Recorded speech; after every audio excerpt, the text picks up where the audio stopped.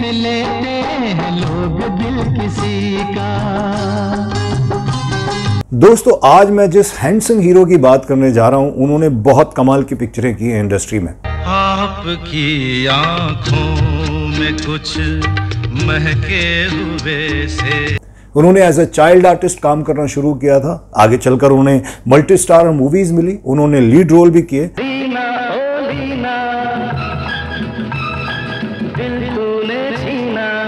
और बहुत अच्छी बात यह है, उनकी किस्मत अच्छी थी कि उन्हें बहुत अच्छे गाने मिले।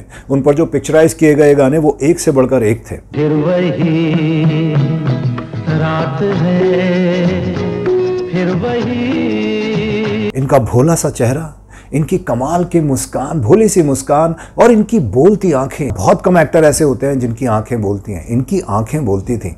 और आप यकीन करेंगे कि इन्होंने एक दो नहीं बल्कि चार शादियां की थी।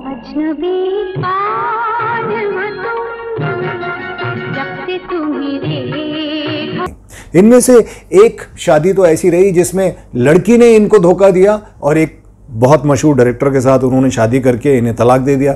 और एक हीरोइन ऐसी रही जो आगे चलकर बहुत फेमस रही, दुनिया उनके लिए पागल थी और उनको इनके घर वालों ने नहीं अपनाया। इनकी मां ने उन्हें ठुकरा दिया, घर से बाहर निकाल दिया, बहुत मारा, बहुत पीटा था उन्हें। माफ कर दो भैया, मुझे माफ कर दो। अपने इस गुनहगार भाई को माफी दे दो। जब तक आप मुझे माफ नहीं करेंगे मैं आपके पैर नहीं छोड़ूंगा।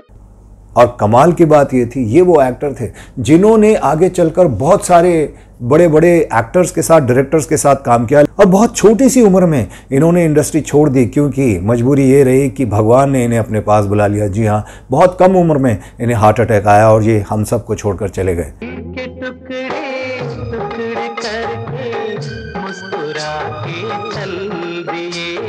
कौन थे वो स्टार, कौन थे वो हार्ट थ्रोब हीरो? जानेंगे बहुत कुछ इनके बारे में। बस बने रहिए आप हमारे साथ, हमारे प्रोग्राम OSM बॉलीवुड में। गीत गाता हूँ मैं, गुनगुनाता हूँ मैंने हंसने का वादा किया। नमस्कार दोस्तों, आप देख रहे हैं OSM बॉलीवुड और मैं हूं आपका होस्ट, आपका दोस्त अफजल खान। आपने बिल्कुल ठीक पहचाना, हम बात कर रहे हैं विनोद मेहरा की। विनोद मेहरा का जन्म हुआ था 13 फरवरी 1945 को लाहौर में। जी हाँ, अमृतसर, पंजाब। उनकी दीदी शारदा फिल्मों में सपोर्टिंग एक्ट्रेस हुआ करती थी और इसी बीच विनोद मेहरा को भी फिल्मों में काम करने का मौका मिल गया। दोस्तों, विनोद की उम्र उस वक्त तकरीबन 13 साल की रही होगी जब उन्हें पहली बार फिल्म रागिनी में एज ए चाइल्ड आर्टिस्ट काम करने का मौका मिला। बाल कलाकार के रूप में उन्होंने ऐसा अभिनय करके दिखाया कि सब लोग चौंक गए थे। उन्होंने सबको चौंका दिया अपने अभिनय से। छोड़ दूं तो भाग न जाओगी? तुम मुझे रोक भी सकते हो? हाँ, रोक सकता हूँ। कैसे? अपनी जादू से। दोस्तों, ये बात है 1965 की, जब विनोद मेहरा फिल्म इंडस्ट्री में आने से पहले एज अ मार्केटिंग एग्जीक्यूटिव एक कंपनी में, प्राइवेट कंपनी में नौकरी कर रहे थे। तभी उनके कुछ दोस्तों ने उनकी पर्सनालिटी देख के कहा था कि भाई तुम एक काम करो, एक कंपटीशन चालू हुआ है, ऑल इंडिया टैलेंट कॉन्टेस्ट, वहां जाइए। विनोद मेहरा ने इस कंपटीशन में हिस्सा लिया, लेकिन फाइनल राउंड में उन्हें दूसरे स्थान से ही संतोष करना पड़ा क्योंकि पहले नंबर पे उस कॉन्टेस्ट में बाजी मार ले गए थे राजेश खन्ना। फिर उन्हें निर्माता भी केशौरी ने मुंबई के एक रेस्टोरेंट में देखा। निर्माता निर्देशक ने फिल्म ऑफर की। इस फिल्म से जुड़कर बतौर एक्टर उन्होंने अपने करियर की शुरुआत की थी। 1971 में आई फिल्म एक थी रीटा। वादा करो जानम, ना छोड़ोगे ये दाम। उसके बाद विनोद मेहरा के फिल्मी करियर की रफ्तार ठीक ठाक चल रही थी, लेकिन उनकी मां को उनकी शादी की बहुत चिंता सताने लगी क्योंकि वो एक मिडिल क्लास फैमिली से ताल्लुक रखते थे। अपनी मां के कहने पर विनोद मेहरा ने मीना ब्रोका से शादी की थी। उसके बाद थोड़ा टाइम बीता, विनोद मेहरा को अचानक हार्ट अटैक आया बहुत ही कम उम्र में, जिसके बाद पति पत्नी दोनों में कड़वाहट आनी शुरू हो गई। आगे चलकर 1976 में रिलीज हुई राजकुमार कोहली की फिल्म नागिन में भी विनोद मेहरा देखे गए थे। तेरा मेरा मेरा तेरा मेरा तेरा तेरा मेरा मिल गया दिल दिल से। हेमा मालिनी और राखी के ऑपोजिट विनोद मेहरा ने फिल्म लाल पत्थर में भी काम किया था, लेकिन ये फिल्म बॉक्स ऑफिस पर कुछ खास कमाल नहीं कर पाई। अब एक ही रास्ता है मेरे सामने कि मैं राजू बनकर तेरी जिंदगी में आया। लिए अब सदा मुस्कुराता हूं मैं।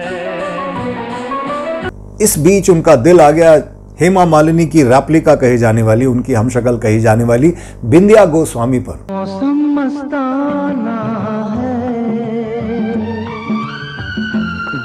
उन्होंने बिना अपनी पहली पत्नी को तलाक दिए बिंदिया गोस्वामी से शादी कर ली। हालांकि पहली पत्नी ने उन्हें बाद में तलाक दे दिया। विनोद मेहरा और बिंदिया का रिश्ता ठीक ठाक चल रहा था कि एक दिन बिंदिया गोस्वामी ने अचानक एक डायरेक्टर जेपी दत्ता से शादी कर ली और विनोद मेहरा को तलाक दे दिया। जाते जाते ये तो बता जा, हम जिएंगे किसके। दोस्तों, विनोद मेहरा बहुत कमाल के एक्टर थे।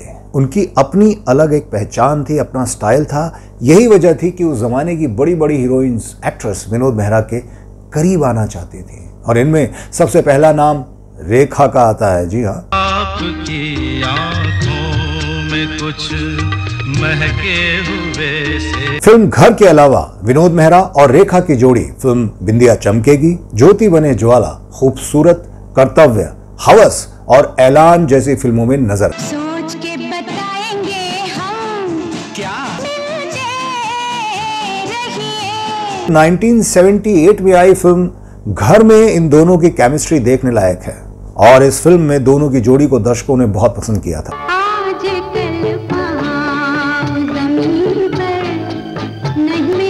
दोस्तों, बताते हैं विनोद मेहरा जितने सुंदर दिखते थे, जितने हैंडसम थे, उतना ही सुंदर उनका व्यक्तित्व था। उन्होंने भारतीय सिनेमा को अमर प्रेम और अनुराग जैसी शानदार क्लासिक फिल्में भी दी। तेरे नैनों के मैं दीप जलाऊंगा।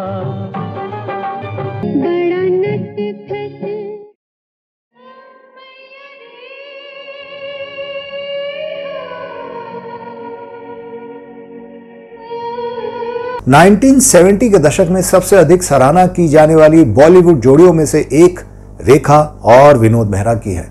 दोनों शुरू से ही अच्छे दोस्त थे। उन्होंने अपने रिश्ते को और आगे ले जाने का फैसला भी किया।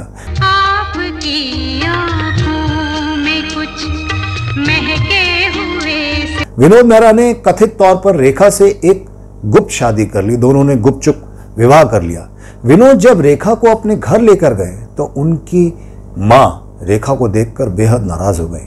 बताते हैं कि विनोद मेहरा ने अपनी मां को समझाने की बहुत कोशिश की, लेकिन विनोद मेहरा की मां इतनी नाराज हुई कि उन्होंने रेखा के साथ बदसलूकी की, उन्हें पीटना शुरू किया। बल्कि मीडिया रिपोर्ट के अनुसार तो ये भी कहते हैं कि वो रेखा के पीछे चप्पल लेकर दौड़ी थी उन्हें मारने के लिए।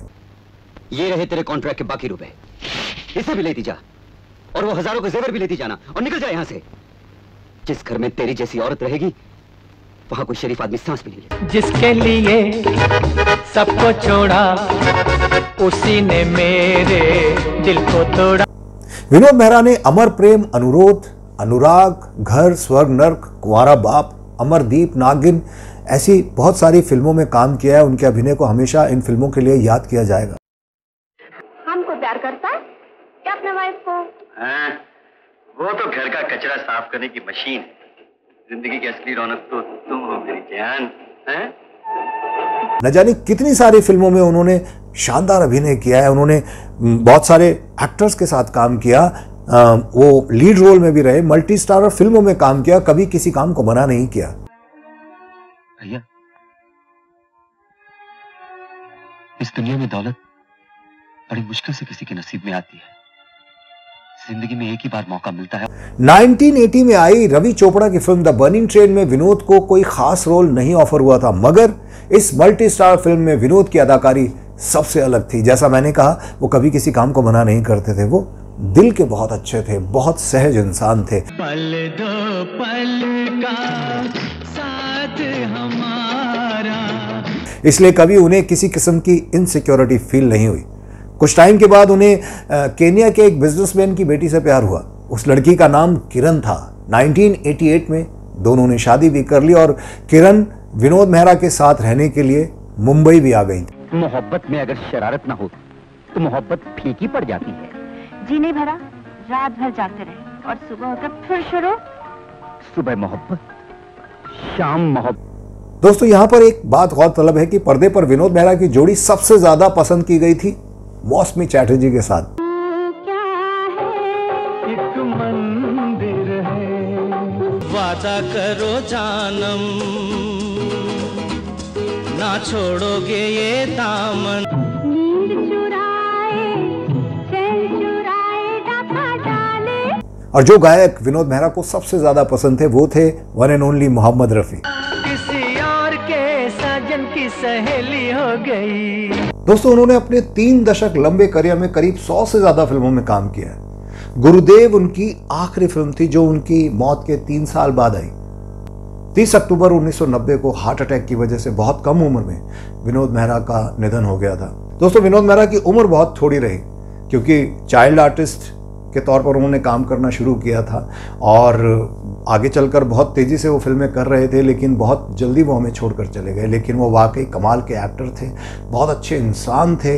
उनके साथ बहुत सारे हादसे भी हुए और कुछ ऐसी बातें भी हुई जो शायद हर किसी को झुंझला कर रख देती है। बहुत कुछ सहा उन्होंने, और प्रेम हर कोई करता है। इंडस्ट्री में बहुत सारी कहानियाँ हैं, बहुत सारे किस्से हैं, लेकिन चलिए, इंसान है, इंसान के साथ होता है अलग अलग मोड़ पर अलग अलग हादसों से भरा कुछ ना कुछ घटता रहता है। तेरे नाम एक दिन जीवन कर जाएंगे।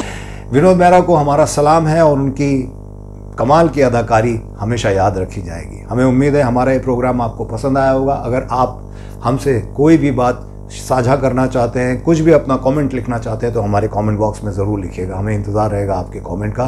तब तक के लिए दीजिए अपने होस्ट, अपने दोस्त अफजल खान को इजाज़त। मैं फिर मिलूंगा आपसे। टेक केयर, बाय बाय, अल्लाह हाफिज़। आप अपना ख्याल रखिएगा।